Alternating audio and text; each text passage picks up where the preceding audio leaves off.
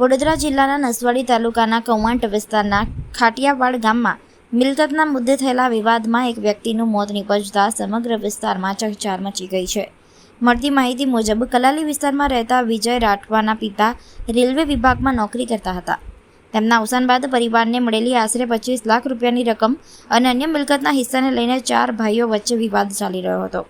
આ દરમિયાન વિજય રાઠવા પોતાના ભાઈઓને મળવા માટે કૌવાંટના ખાટિયાવાડ ગામે પહોંચ્યા હતા, જ્યાં મિલકતના મુદ્દે થયેલી ઉગ્ર બોલાચાલી બાદ મારામારી સર્જાઈ હોવાનું સામે આવ્યું છે.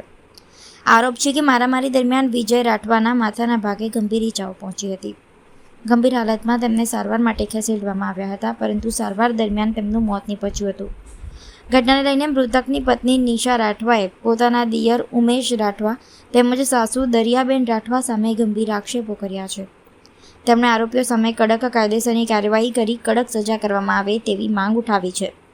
હાલ પોલીસે સમગ્ર મામલે તપાસ ચલાવી રહી છે અને ઘટનાની હકીકતો બહાર લાવવા માટે વધુ કાર્યવાહી હાથ ધરવામાં આવી છે. મારું નામ રાઠવા નિશા વિજયભાઈ છે અને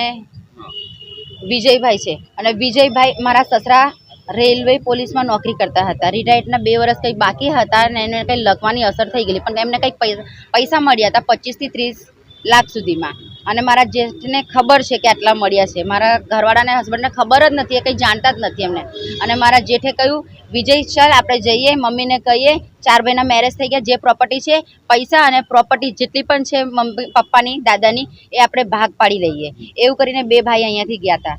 અને ત્યાં ગયા પછી 9 વાગે હું ફોન કરું છું, 8:30 વિજય પહોંચી ગયા? હા મેં પહોંચી ગયો, ખાટરવાટ આવી ગયો, મને એવું કહે છે વિજય. અને 11 વાગે કહે છે મારા સાસુનો ફોન આવે મારા ઉપર, વિજયને ભાગ આપી દીધો, એને પતાવી દીધો, હવે તું આવી જા. જે તને લગ્નમાં મારા ઘરવાળાએ રકમ ચડાવી હતી, મારી સાસુ કહે છે જે મારા ઘરવાળાએ રકમ ચડાવી હતી એ રકમ પણ મને આપી દે અને તું આવ.